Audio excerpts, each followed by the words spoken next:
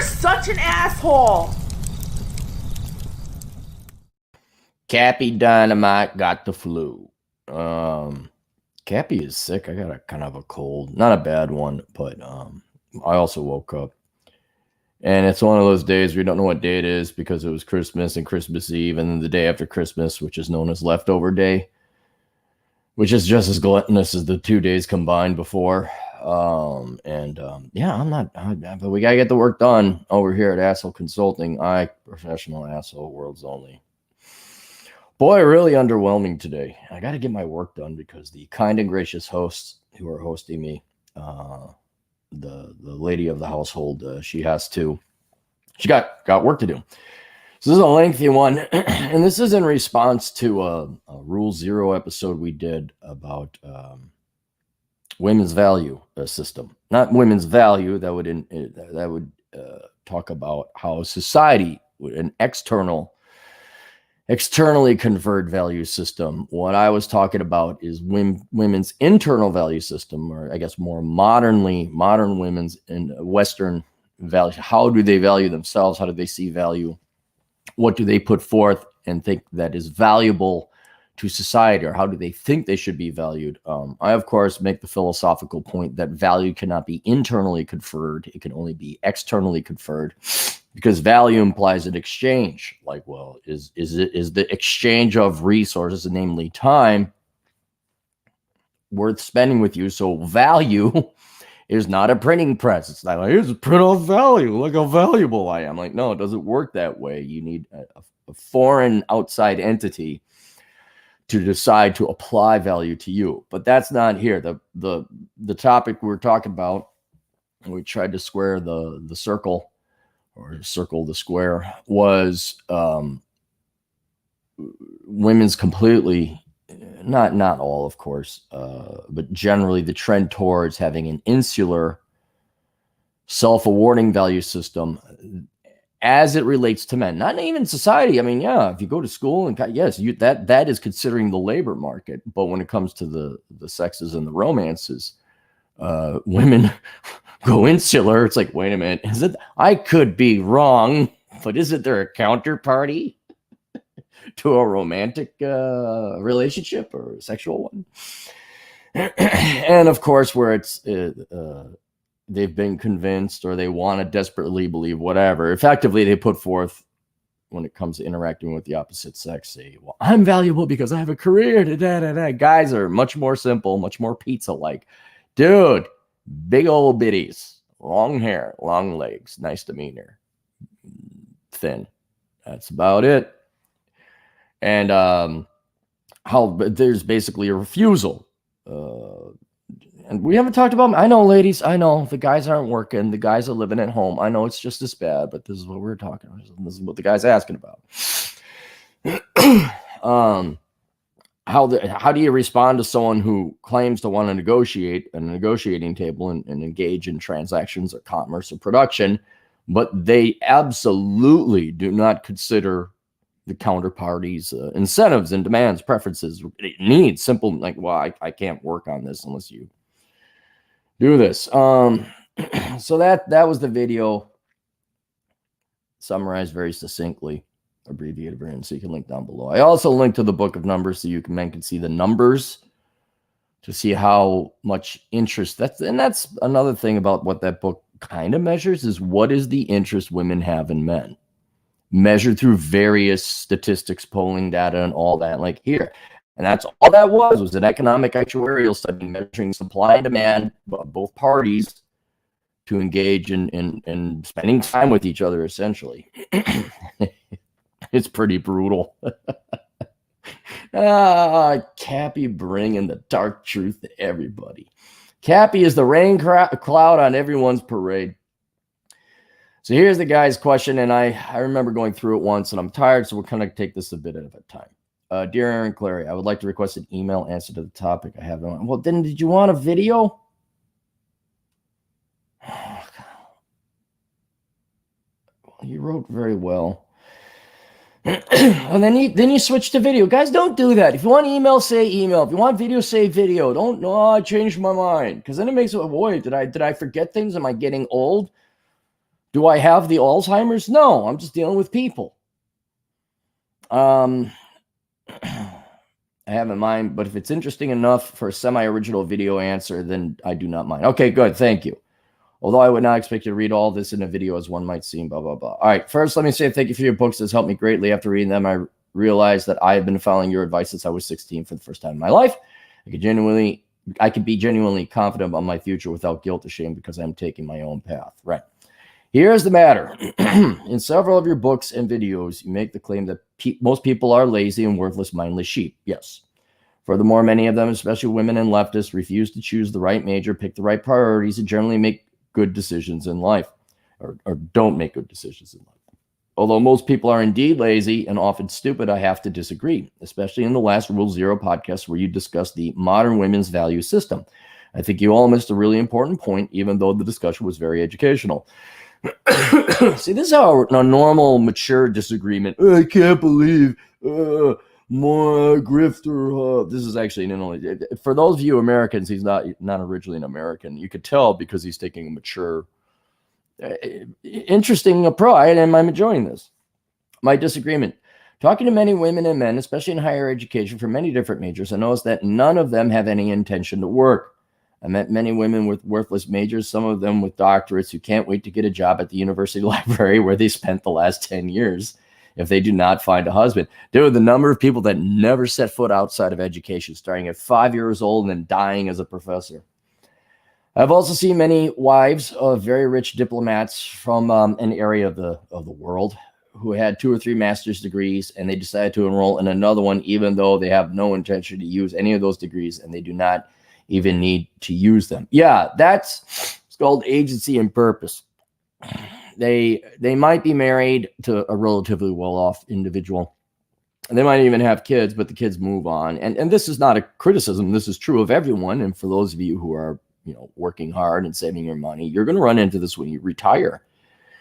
You need something to do. And I think college could be generally I'm not even disagreeing with it. I'm just trying to explain the phenomenon you're seeing here. And I think for a lot of people, globally speaking anyway, college is this quasi-professional world. First of all, it's mostly all BS, unless you're like in physics or engineering or something real, medicine. For the most part, it's where spoiled adult children go to play make-believe adult, like they're intellectual or they're smart and they're intelligent. And then, a perfect example of how far removed they actually are from the real world is you look at actual academic, government, real world economists. Oh, we'll print off more money. This time it's different. Like that just shows you when all of a sudden, rubber meets the road, whatever they learned or taught themselves or brainwashed themselves with doesn't work in the real world. But that's not the main point of higher education for the most part. The main point of higher education, and I've talked about this before in how not to become a millennial, higher education is not an investment. It is a luxury good for the most vain and average intelligent among us. They want to imagine themselves intellectuals. They want to imagine themselves heroes, like they're going to solve this social problem or that social problem, which will always be with us. Think how naive and stupid it is. We're going to solve something as amorphous as poverty, okay? Which I don't know if anyone really cares about helping out poor people. We've spent literally around, I'd have to add up the numbers, but over the past 50 years, adjusted for GDP and growth, easily 100 trillion on poor people in the United States. And we still got poor people. Matter of fact, it's worse. They're defecating in the streets. But you're not even you, but most people too. Well, they're going to school to better them and to get it. No, they're going to school because they're bored intellectual weaklings, but they're egotists on top of it, and they want to imagine themselves highfalutin intellectual people. And I'm sure you're somewhat aware of that. So let's continue on. I have also seen many wives of rich diplomats from the Middle East who had 2 to 3 master's degrees decide to enroll in another one, even though I have no intention to use any of these degrees, and they do not even need to use them. Even the smartest, most successful girls in engineering I know you must be somewhere in academia, I presume, I know are willing to admit after a little bit of alcohol that they would like to find a husband, stay at home, and give up their careers. Well, that's too bad. The girls made their choices. Almost all women, especially the feminine ones that I encountered, are in a major or education for the sole reason of spending time socializing, waiting for something to happen, somebody to come for them. You can see the same behavior in many women working off it. So I think we agree that basically for most people, I'd include men in this too, but because women are like banging the drum, we don't need you. I'm a career. Can't find. I want a pitter patter of little feet. Sorry, lady, you fell for it. Yes, they are biding their time, but I would also, to add to your understanding or add to your theory, model, whatever you want to call it. They are what else are you supposed to do? Like, I just envy kids so much because they could be so entertained with everything because everything is new. There's a little 3-year-old. He's the youngest of the army of nephews and nieces. And we were smart. We went to the Goodwill, got him 3 big trucks, plastic toy trucks. And I don't think I spent more than $2 on each. And then we got him a big old Santa bag, put him in. Well, we need a bag. So we got the bag was in a wrapped up bag. And you didn't realize how big it was. Like, it should be big enough to hold it. And it turns out to be like a huge leaf bag, like when you all do the leaves. Am I even in this right now? Hang on, let me see. That camera. Nope, I'm still here. All right, good. There we go. Let me get to that. All right. And so the kid, of course, liked the trucks, but the bag was so huge and so red. He loved the bag. And the bag, I don't know, I think the bag cost $4. By the way, it's much more fun to make little 3-year-olds happy than it is to try and impress a girl on a date. It's a lot cheaper too. The bag, that was just as cool as the trucks. But the reason why they enjoy life so much is because everything's new. Everything's awesome. As you get older and you're aware of your mortality, you got to think, well, what do I do in life? And I think college or higher education, in the past, you'd have children. In the past, you'd have religion. Now it's education because that's what the NPC robots were told to do. So I would also argue that their education, or for the perpetual pursuit of higher end college degrees, is a treatment for their existential crisis. That this is what and first thing you see on a dating profile of any woman under 50 nowadays, I guess, is their degree in their profession, which no guy really cares, but it's an insular value. It's a religion. It's personal to them.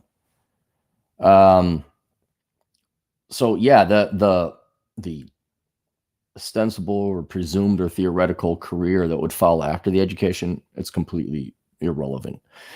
And they're also aware of it. I mean, at least the ones who go into engineering offer some kind of value to society, but 80% of people, that's men and women, by the way, just choose an easy slop degree. Oh, me and Carrie Lutz looked up that guy from Occupy Wall Street who had his master's in fine arts and puppetry. Yeah, he's a loser, along with his loser friends working at some nonprofit co-op off of government tax dollars, I'm sure, about puppets. Like, dude, you're like in your 40s, man. Come on. But that's easy, all right? But it's a facade. This is more of a luxury good. I mean, you look at the price, it's more of a vanity and luxury good than a Lamborghini or Ferrari. But yeah, they all want to choose which is why I accuse them of being intellectual weaklings, because they're not going to do the hard stuff. They're not going to do it. I mean, even I'd get a little bit for philosophy or economics, like a little bit of thought there, maybe a little bit of math. But no, most of these people, again, adult children make believing, LARPing as real life adults. But now they got belonging, at least that's what they like. Synthetic belonging, synthetic purpose. Don't worry, you didn't need no kids. You didn't need no family. You didn't need love. Here, a book on feminism. Wow, you could cuddle up to that at night.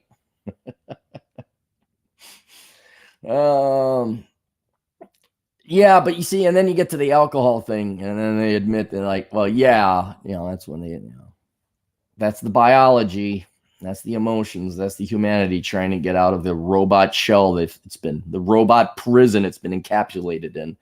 The human in, what is it? They call it the ghost in the machine. Could we call it the human in the NPC? And deep down inside, there's a little girl who just wanted to get married and fall in love, but she's been put armored on with all this feminism and things and careerism and left socialism. No, shut up. Be a good little prison with inside your mental cage.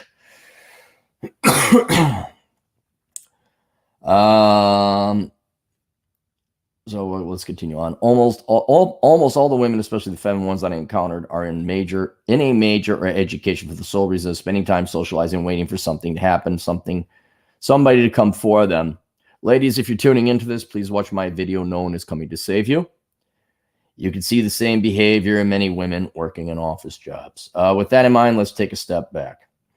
In the caveman times, women stayed back at the shelter, you mean? Doing some gathering, but mostly spending their time with other women and children, socializing, singing songs, waiting for the men to come back. I don't know if they were waiting too much. I think there was chores to do. From the hunt, and picked the one with the biggest catch. In the agricultural society, the women stayed at home. Oh, I see. Yeah, okay. Doing communal work, making yarn fabric. But they still stayed behind, socializing, telling folk stories, enjoying each other's company, waiting for the men to come back from the field. After the Industrial Revolution, the women stayed at home with the children, gossiping with the neighbors, going to the grocery store just to see. Well, yeah, really, women gossip? No kidding. Which is a survival mechanism. You need to know what was going on in the neighborhood. Meanwhile, men were like fighting wars and mammoth and saber-toothed tigers. You come back and you had to suss like, okay, what's really important? Oh, Tina's husband got her. That's not important. Bobby got arrested. Okay, I need to know that.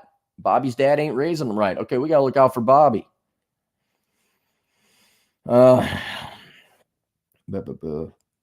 Going to the grocery store just to see other women, basically the same thing. Socializing, passing time, waiting for men to come back from the workplace. Even in rich and royal families, women stayed back at home, having a lady's companion who was just another mildly educated woman who entertained them. The same thing, staying behind, socializing, passing time, and waiting for the men to do the work and come back. I come somewhat, I mean, yeah, a rich society, sure, but I mean, own a home, man, and own a home that isn't a duplex or a triplex, like you actually have a home. Because I have a home, man, and remove all the stuff I had to do because it's a new home and like furnishing and all that, but just housekeeping is a full-time job, or that's not like, if you do it right. Now, most people let their homes go into disrepair and you pay a tradesman to come in and kind of maybe sort of fix it.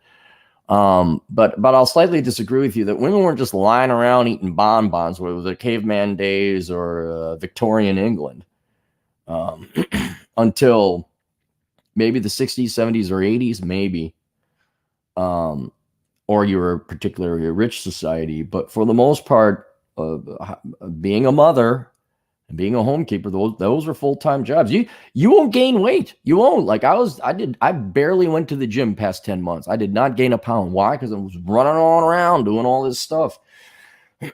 You vacuum my house. Go vacuum my house. That's like walking a mile and a half. Does he do the housework? Did he just like climb an electrical line to power the city that lost the down electrical line in a snowstorm? And he comes back and you're bitching about him not doing the dishes? Hey, I got an idea. It's called Shut Up. I love the chores. I think that's a burr in their saddle, man. Those girls hate it when men just don't do their fair share of chores. Oh, shut up. Like, of all the petty crap. But that's going away because ain't nobody getting married anymore. Ain't going to be anybody living with each other pretty soon. Today, we see the exact same behavior acted out. Women are engaged in activities that are easy and fun, socially engaging, passing the time without any intention to make the difference. I will generally go with this theory. Easy majors, tutti frutti jobs, organizing meetings, volunteering for social. Yes, this is all 100% true. HR, diversity and inclusion, nonprofit, working at the church. It's all, especially when the kids are gone. And now that the kids are never there, either because you don't have them or you outsource them to daycare or the state. Yes, absolutely. You're absolutely right. Making action groups without accomplishing anything, even window shopping, chatting about nothing in coffee shops for hours, watching emotional TV programs are all the same. Make a noise for the sake of making noise, but accomplishing nothing, socializing, passing time, letting other people do the work and wait for the solution. And you know what? I've seen if any intellectually honest woman who wants to salvage her life and make it count, especially if you're agnostic, or not agnostic, atheist, and you don't believe in the afterlife or immortality. I've seen women go down the path of Oprah. Maybe that's another video. The path. Where does the path of Oprah terminate? It terminates as an old, angry, bitter boomer woman who has lost all of her physical beauty, who either has driven her husband, quite literally driven her husband away, either into an early grave or he just like left in some of the rarer cases, but certainly has tapped out mentally and is just enduring the penury of being married to a spinster, angry woman, who's driven. I've seen it, man. They drive all their family away because they are the focus. And I think generally speaking, that's what Oprah-esque is solipsism and self-centeredness. They beat selflessness and love out of those who consume that material. And you're just a mean, bitter old woman that nobody likes, including your family members. And you're not happy, and you didn't have great sex, and there might have been a great guy or two or three that may have passed through your life, and you didn't care because you were all up your own ass. But that's where it ends. And that's where this gossiping and all your TV shows and all your Hallmark channel. I'm not saying don't get a little bit of dirt or gossip or don't have a little bit of fun. Well, I'll tell you, I'm not nailing down anyone, but I hope they tune in someday because I remember this couple very fondly. Mr. and Mrs. Martinez. They were in my dance class. And you just one out of the thousands of couples I've seen where I'm like, wow, they're in love, man. They love each other. Here's a concept, ladies. So Mr. Martinez would lead and Mrs. Martinez would follow. And they were best students in that class, easily some of my best students ever. And it's not that they were particularly gifted at dancing or rhythm. It's that they followed roles. Guy led, gal followed. They executed brilliant. And Mr. Martinez is just a handsome man, but I think had a bashful,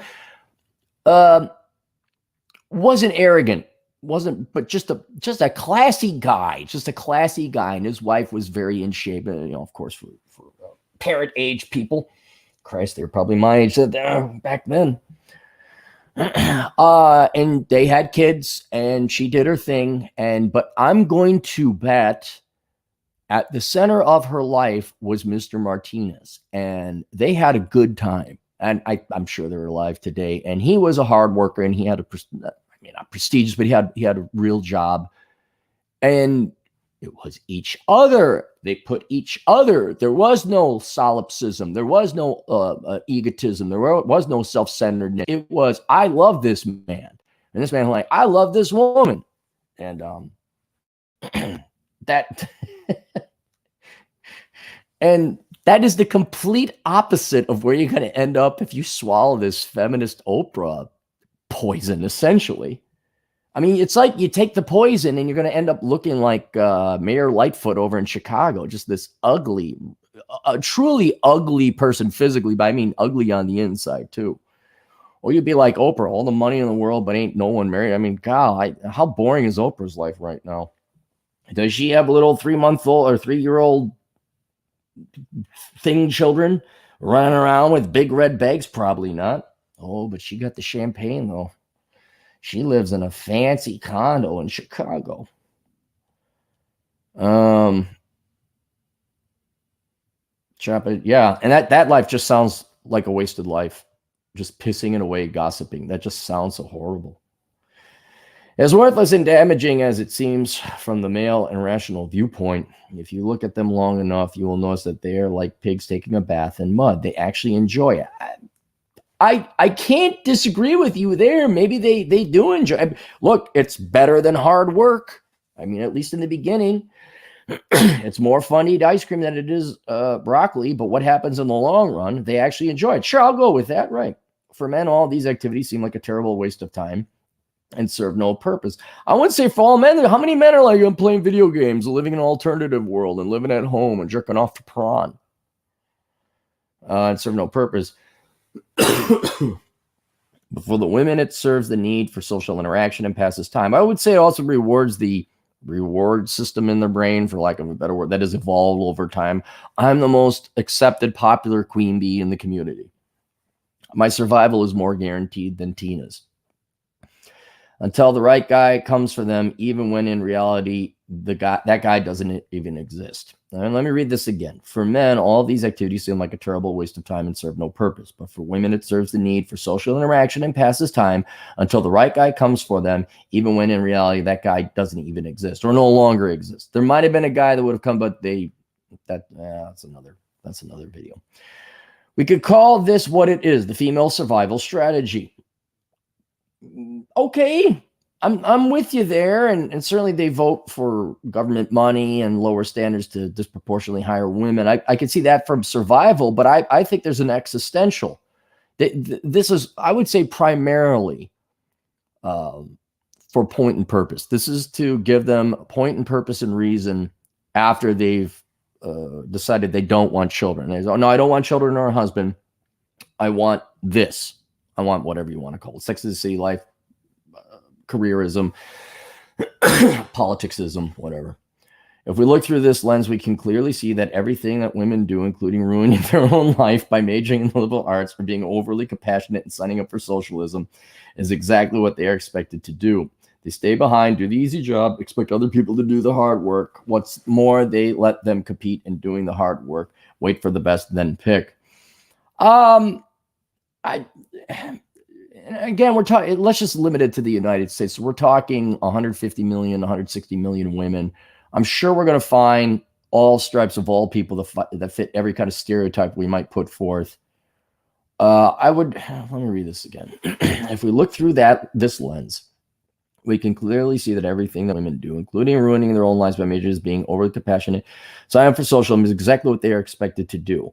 I would not disagree that both men and women have a propensity or a favoritism towards laziness and sloth, because that's how we survived. Food was scarce. I cannot emphasize that simple observation I had. So I could see that. I could also see over the eons being somewhat conditioned to be more gossipy and stay within the community and biding some time. I could go with a genetic, biologically evolutionized predisposition for that. Do the hard. What's more, they let them compete doing that and wait for the best and pick. And I can see some, yes, generally, and you could see, I guess, a little bit of remnant in that, and maybe are all women, but I've also seen women who do the real work, man. They're out there, so let's not discount them. Hung out with two of them over Christmas. The first problem today is that there's no social pressure anymore that would make them act on this survival strategy and actually pick somebody and start a fulfilling life. Okay, so you're saying, okay, right. This was a normal strategy to bide time until the right guy came along. You're saying that catalyst, that switch had to be there, and increasingly so is no longer is there. I would argue that is correct, in part because women aren't looking for it. They're putting the thing so high. We could also argue the internet has made women's expectations completely irrational and tethered from reality. We could also argue the welfare state has obsoleted it. And if you look at polling data, if you want to believe it, now you say deep in the lurking in the hearts of women, they cry themselves to sleep. That could be it. I don't care. I look at polling data. I look at actions because that's all we can interact with in the real world. And generally speaking, though not always, most women have obviously chosen career, politics, education, or this life you described over the final catalyst and there's always the asterisk. Someday my prince will come. I have talked to women in researching for other projects that are coming down the road. Do you actually think these guys? Yes. And this, I was talking to a couple guys that I think are absolutely logical and empirical. Like, yeah, every girl thinks, and they will not settle for anything less. It's like, okay, well, good luck. Good note to know. So I don't think deep in the hearts, yes, they're waiting for Prince Charming. But none of them are going to overcome the indoctrination, the hardwiring, or maybe all these good-looking guys on the internet convince them that they can get a guy, so it keeps them off the market until it's too late. Some might, if you look at polling data, I don't want the switch. I don't want the catalyst. I don't need. Okay, fine. But whatever, we're here, and that's effectively is women are playing in this world.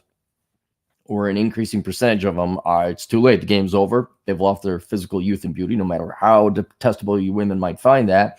You lost the number one thing that the counterparty would like, and that is physical youth and beauty, naming fertility.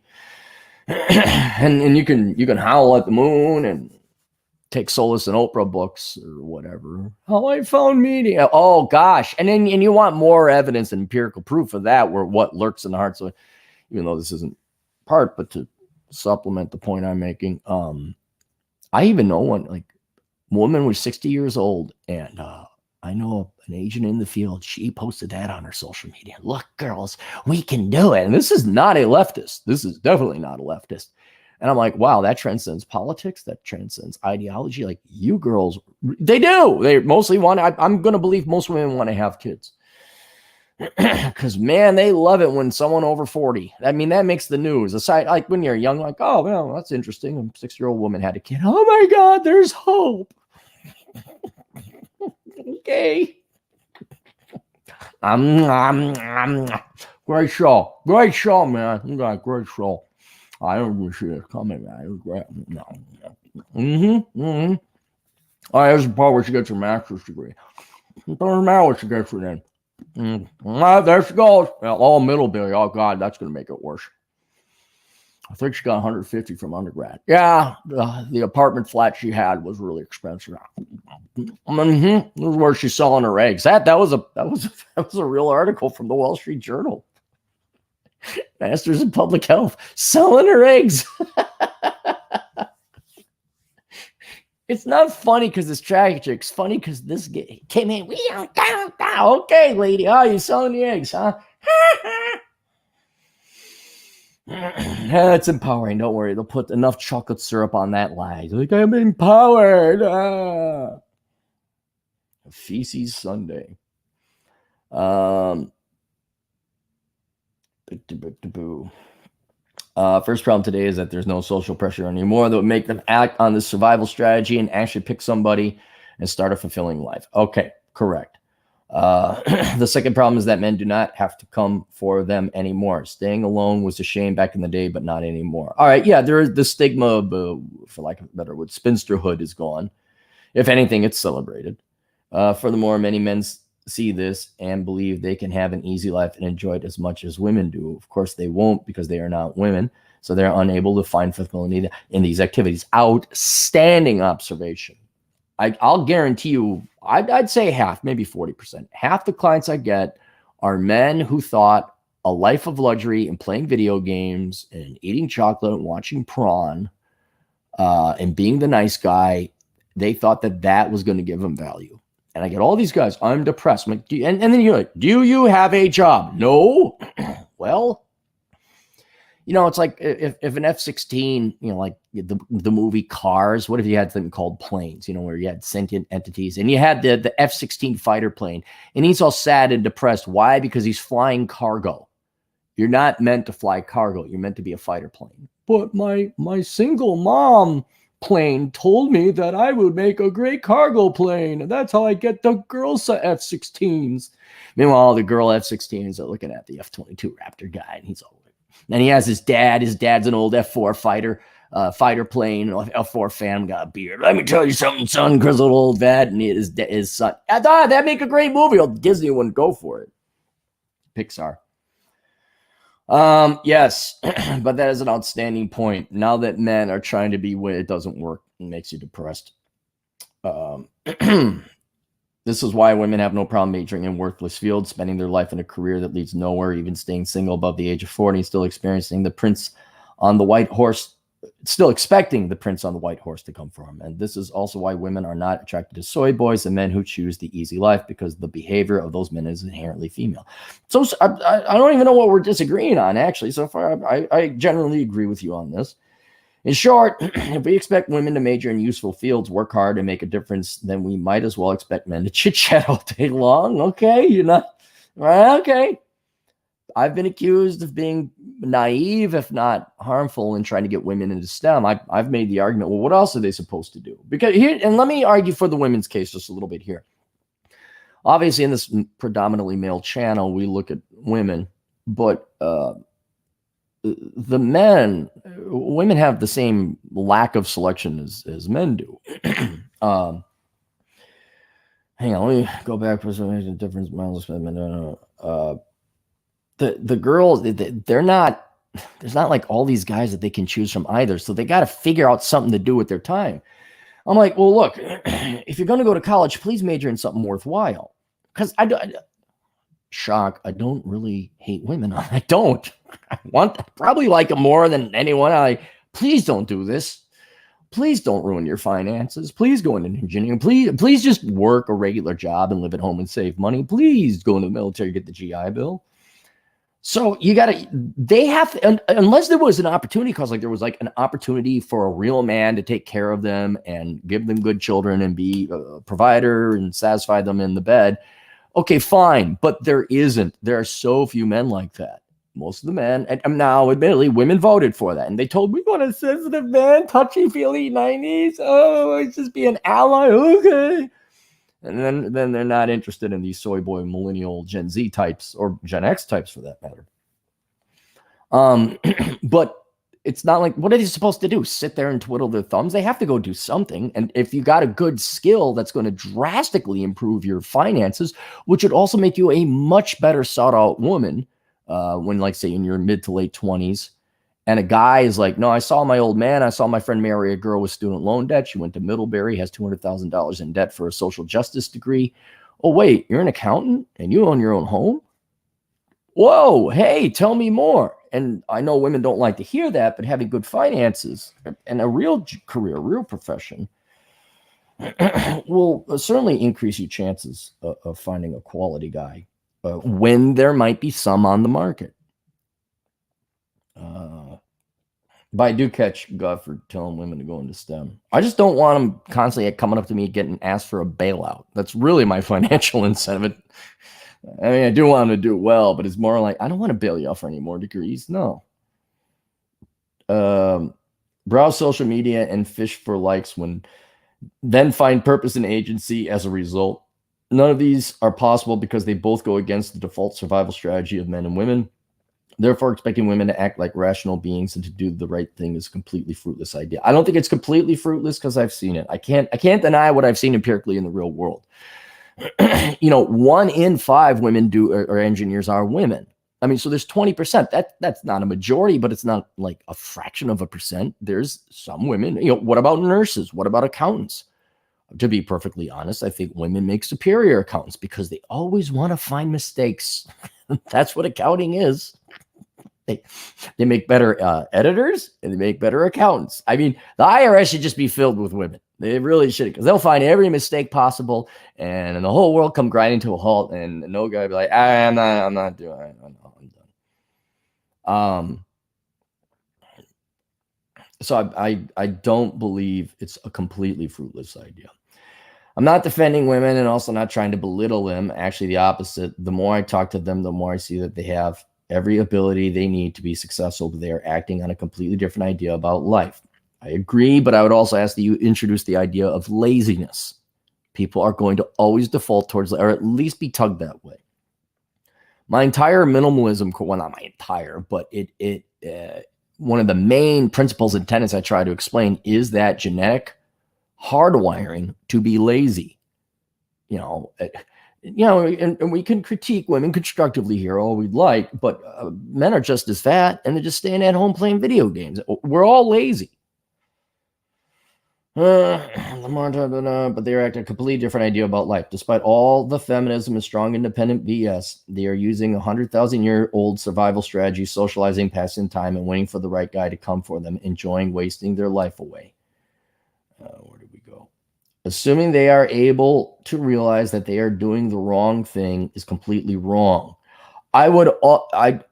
I'm always for the individual. I've seen that. No, that is not completely wrong. There are women who, everyone's an agent. I've seen it, man. Everyone's an agent. They just maybe choose to be an NPC, but everyone is an agent. Completely wrong. Oh, wait, where am I?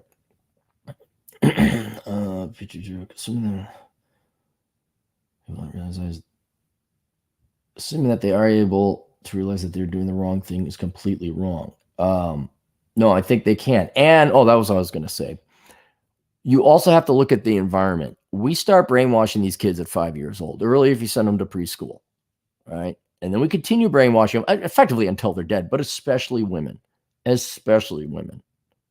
I mean, you think about that. They're brought up in an environment where they're told that what has kept the human race going, interaction with the opposite sex, is bad and they don't need it. I really sit and think about that. You have to be the amount of brainwash you need to go against your biological imperative, which is why I think a lot of women are frustrated or tortured, actually, emotionally. So, but look at it. I mean, you got an entire country to think, oh yeah, we should vote to increase our taxes and further enslave ourselves. That's good. So it's not completely assuming they are able to realize that they are wrong. They're doing the wrong thing is completely wrong. Not completely wrong, but I understand why they keep making the decision, because that's what they're told from kindergarten on. And you soy boys aren't exactly, you did exactly what we were told. How many millennials should, by a show of hands, I did what I was told and it didn't happen. And now I'm angry. And now I vote for more socialist stuff because socialists put me here. That makes sense.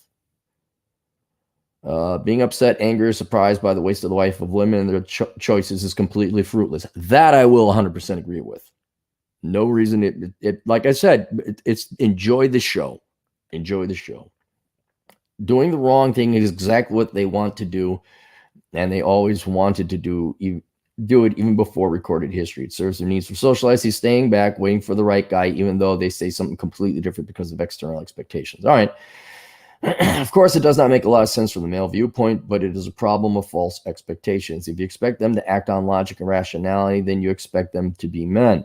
They were not programmed by evolution to do so, the same way men were not programmed to be attracted to the masculine women who are overly assertive, ambitious, and often argumentative, because those women pursue the male survival strategy. I even make the claim that the role of marriage is not to find love or make financial sensible partnership, as many people believe. Those are romantic ideas formed by modern literature and media industry. If we understand that the major objective of women is socializing and the major role of men is to compete, then we see that, well, I would say here's some more evidence that this generally applies, not always, but generally, is the disparate, meaning very different sex drives. Men compete for the gals. Gals, I mean, really, you look up, they could pretty much be completely indifferent about men, unless you are a top tier guy, in which case, then you got the key, you fire up Voltron. But for the most part, women are very meh about men, whereas men are like all about women. Heck, that's all I answer questions about now is dating and women, because that's the largest economic investment I guess men are going to make. Then we see that a strong masculine man is doing what he needs to do, regardless of the situation or the opinion of any woman. Living this lifestyle and achieving as much as possible is exactly what women find attractive. It is exactly the opposite of what women do. Women are not going to pursue this lifestyle because that would go against their hardwired. Well, then how would you explain? Now, again, I don't agree with them, but how would you explain? I guess we got coming up on 3 generations of professional women. They do go. I mean, what's her name? Facebook gal, even though she came from a very pampered background and they had connections and she didn't earn that position. But there, what about Megan? She was, maybe still is, the CEO of eBay. What about Janet Yellen? You do see millions of women choosing the professional path and succeeding in it. Women are not going to pursue this lifestyle because that would go against their hardwired programming that could not be changed, even when their conscious mind is possessed by feminism, socialism, etc. Because of these, marriage is a charity where a productive man shares his resources with a person who's not capable of having the drive or motivation to contribute to the success of the tribe, country, husband in a productive way. In maybe a very general sense, I would agree with that. But again, I'm a libertarian. I'm all for the individual, and you gotta judge each person. The woman in exchange has to do some easy work around the house and raise the children. I don't think it was that easy. I don't go maintain a home. Of course, I assume you know all of this, but despite the useful message you put out with your videos and books, I think many of the conclusions are based on the false expectation that women can and want to be a productive part of society. All right, here, and Again, the criticism is well sustained, and I understand. And I'm not trying to be slimy. It was like, well, not all women are like that. But no, not all women are like that. But here, maybe this is another thing that would explain it or reconcile our slightly differing views. I'm very much a literalist, and I'm very much for fairness and true justice. Now, since I was a little boy in the first effing grade, maybe kindergarten, it's quite some time ago, I've had nothing but women, including my mother, tell me that women are equal and they can do everything.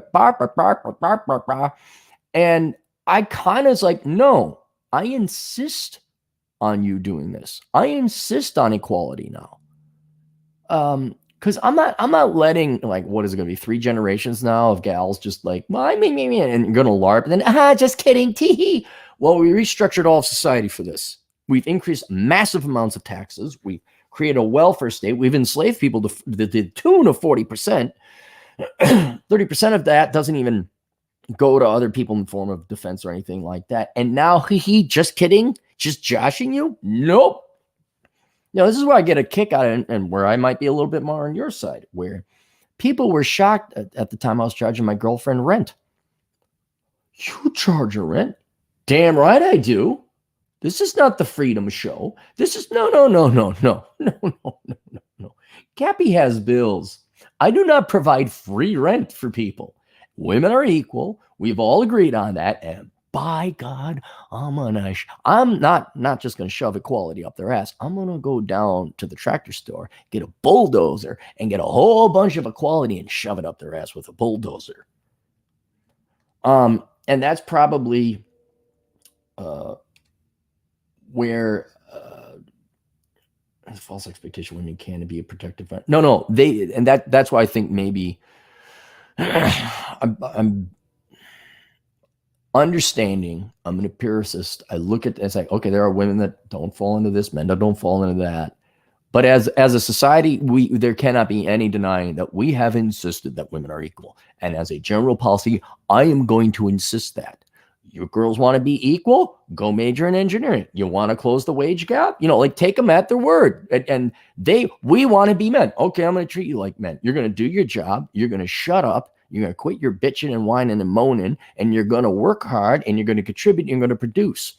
And you're going to pay for your stuff. So in that regard, I mean, we could talk academics and all that. But no, I hold their feet to the fire. Even people I love and care about. I won't mention, but can you? No. No, get off your ass and do it yourself. Auto repair, that's another one. Oh, I got a flat. Go fix it. What? Go on YouTube and go fix it. I am busy. What happens when I'm not around? No.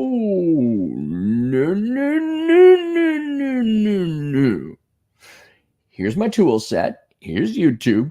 There, look up how to fix a car. And I can't believe. Well, what do you want me to do, society? First, you want me to treat women as equals, and now, let's go back to knightly knighthood and chivalry. My lady, I take my jacket, put it in the mud so she can walk. BS. You said you didn't need me. I know the individuals, and I do nice things individually for individual women. But when we've made it a national policy, women are men. Fine, we got to operate by that. And so that's why it's not even necessarily an expectation. It's more like, you said X, by God, I'm going to hold you up to X. But I like it where I'm kind of traditional in that way. Translation, when it comes to the hard stuff, now I'm a traditionalist. When it comes to a day, you ask pays. Whatever mental acrobatics you girls have to get out of the responsibility side of the equality formula. And they're out there, man. They're out there. Across the political landscape, doesn't matter. And what she has to do, blah, blah, blah. Of course, I assume you all know this, despite I think many of the conclusions are based on the false expectations that women can and want to be productive part of society. I would argue, I don't care. They said so. They said they want to be. Now I'm going to treat them like that.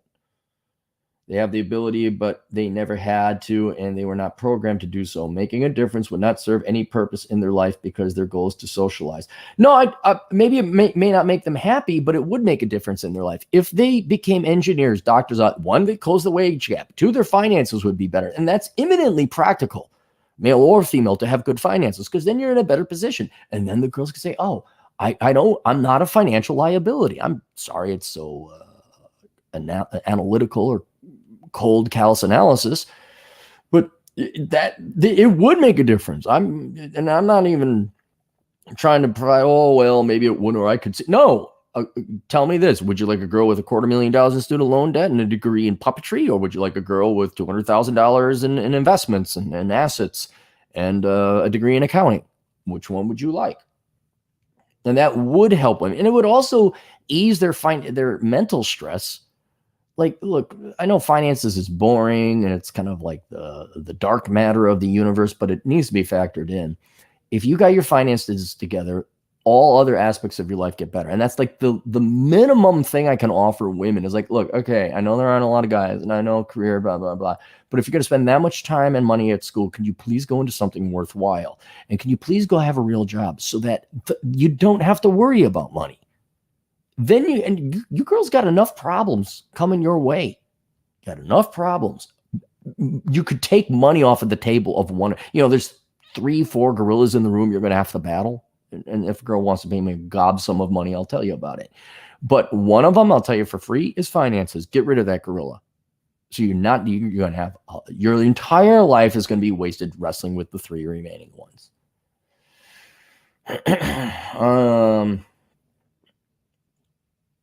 Making a difference would not serve a purpose of their life because their goal is to socialize. Yeah, I don't think it would necessarily make them happier. Their goal is to socialize, pass time, enjoy the company of other women. I think that would be their cruising speed. But when it comes to existence and point and purpose, they will need a husband. They will need children. They will need love from another. They will need external value conferred upon them. And I think they for other reasons are removed from that. That's not going to happen. Completely different from the male survival strategy, and it is not a wonder that it seems like a train wreck from the viewpoint of a productive man. Well, it is also a train wreck from the viewpoint of women. Like, they'll never admit it, because at the end, what do you have except for your ego and pride to say, I did it right. I didn't need no man. Like I said, go find those Oprah women. Go find them. They all followed what Oprah said in the 80s and 90s. Shoulder pads. I would like to hear your thoughts about this matter, but if I just contributed somehow to your next book, that's fine as well. P.S. English is not my mother language. If something is not clear, please let me know. No, man, you wrote brilliantly, and you used paragraphs. Thank you. We'll keep you anonymous. So there we go. Yeah, so, okay, I think we answered that. I don't disagree with your general premise. I just think that you should give more thought about having an individualist perspective, because you judge by the individual, not the person. I mean, you can make policy, like have a praxeology, if-then response strategy. Also, when you're generally approaching women, yes, you can. But I really want to argue for the person to not forget the individual, because it is unfair to the individual. I mean, you might miss out on a really great gal. You might find a gal who's a conservative, CPA, who works hard and has her financial act together. Oh, people say I'm funny, but that was really funny. But the irony, the sad, the tragedy is it's so rare. But what if you found one? I'm not saying change your life around it, but or expect it, but that's it. All right, let us go to the super chats if there are any. All right. Oh, that light go up? Oh, the sun kind of came out. 16. I gotta scroll up. Just bear with me here, guys. Let's go to the super chats. Let's go to the super chats and have ourselves some treats. Let's all go to the strip club. Let's go to the strip club and look at kind of trashy women. All right, Adriano Ramos, a Mauritian Australian agent. Hey, where have you been, Adriano? You running around for Christmas? $5 Australian. What's your favorite Western film, Cappy? Mine is Robert Mitchum, The Wonderful Country, where he wears a big sombrero. Mitchum in a sombrero? He was always kind of a... my favorite would probably be A Fistful of Dynamite, which is also called Duck You Sucker. It's a spaghetti Western. But The Good, the Bad, and the Ugly is a very close second. I know a lot of people like Once Upon a Time in the West, but I'm not that big of a fan. J to the own. This guy again, $5, 140 plus watching. Hit the like button. Yeah, if you guys want to subscribe, please do. We'll get to 100,000, and then nothing really happens. But I can say, hey, I got to 100,000. And then, yeah, if you guys are interested in a book, I guess for the client as well as anyone tuning in, from an intellectual standpoint, I think men are more numbers based. Please go to get the Book of Numbers. There's also the Better Bachelor edition. Joker wrote an intro, so if you want to go get that one, you can too. You can find it on Amazon. And I would recommend getting the physical book so you can reference it, get the pages in the book and the numbers. The statistics will fill this in and answer a lot of questions and kind of end debates. Like, well, no, here's the data, and then we can move and progress on, and then you spend less mental energy and time trying to figure out something like, no, there's the data. And you end up coming with a much better practical model or tool by which to engage. And women would tremendously benefit from reading that book too. And again, to tip my hat to the general thesis, again, in an eminently practical sense, I don't write books for women. Aaron, why don't you write books for women? Because they're not going to listen to the advice. Generally, some of them will, yes, but not enough to make it a profitable endeavor. I mean, here's how bad it is.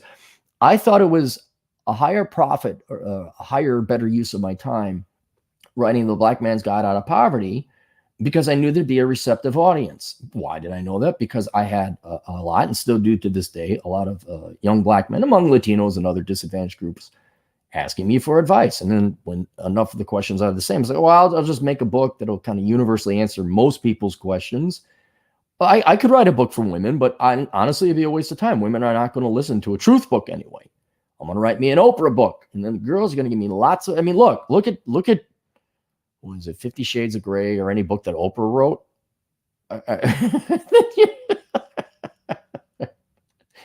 I'm aware of your sentiments, sir. I just maybe I'm too idealistic. Maybe I have too many good women in my life where I'm like, well, no, I can't.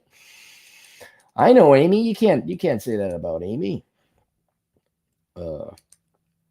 Forum, $5 Canadian. There's nothing worse than people that go all NPC after completing an obvious negative action.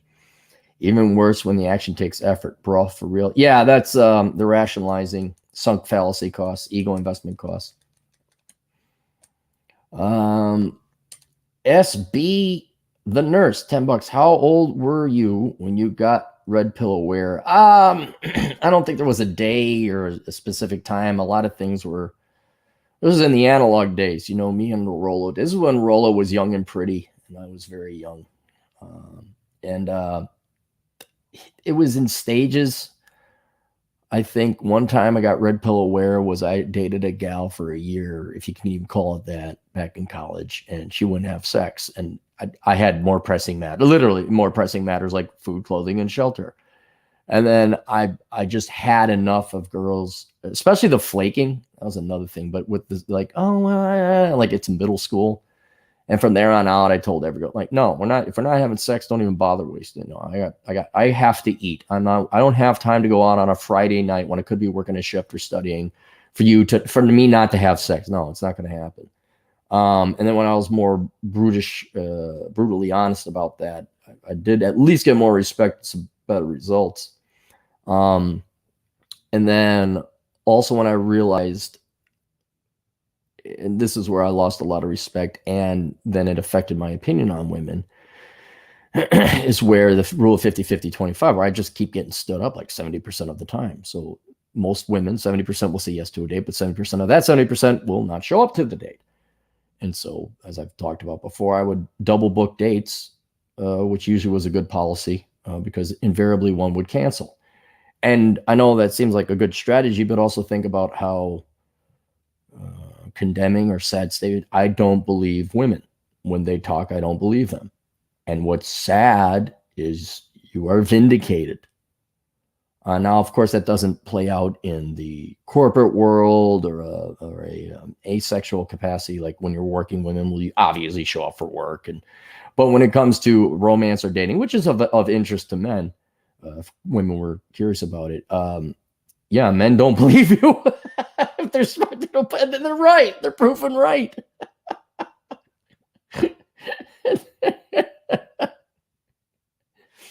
I don't know. Seeing a bunch of people get divorced. I mean, I guess that could go back to the 80s. Like when I saw my folks get divorced, I'm like, screw this. But it wasn't probably, I would say, where it really woke up. I was 27. I was teaching a class, and there were some gals I wanted to bang in my class, and you had to wait till they graduated. And this was college, by the way, not high school, college.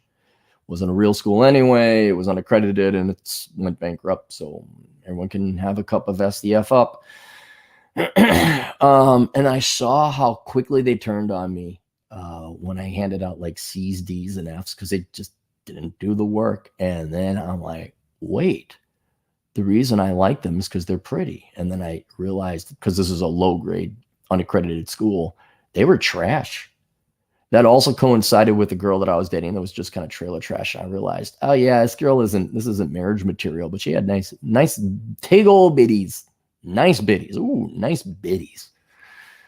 And then yeah, she kind of just all of a sudden got up and left. And just over time, you're like, you here it is. Like, you don't take women at their word. You don't listen to them. You don't believe them. And sadly, you're vindicated. And so when the bad thing happened, the other shoe dropped or whatever, invariably came to be, you weren't hurt or harmed. You just like, yeah, okay, that's the way that one went. And so, and I don't know if you guys know Vince over at Masculine Geek, but he the ultimate culmination now is like, I'm not going to marry. You're not going to live with me. I'm only interested in you sexually. And if you talk too much, you get the hell out of here. And that's where that train ends. You're wondering where that goes, where it's like, and sadly, then you girls really are relegated to an object. Because how do you, an object, if you could predict behavior, that's a robot, that's an NPC. And that's sad and tragic. Which I would also then argue to the client that this is, and any girls listening, that if you want to stand out and you want to impress, then go be different. Prove you're an agent. Honor your word. If a guy asks you out and don't really go out, say no. Don't string them along. But I'd say 27 was kind of maybe the final incarnation. Was I 27? I was 28. Yeah, and that was it.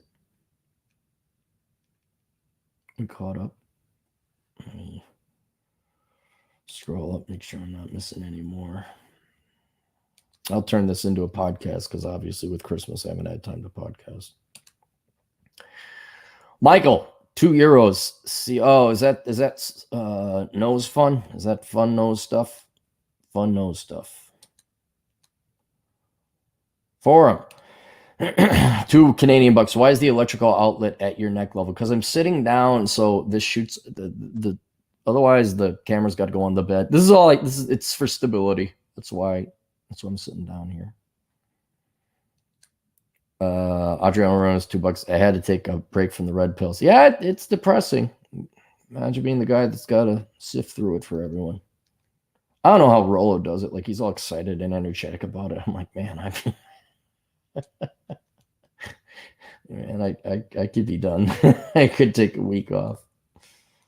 All right, there we go. Okay, questions, answers, Asshole Consulting. I'll see you guys later. Toodles.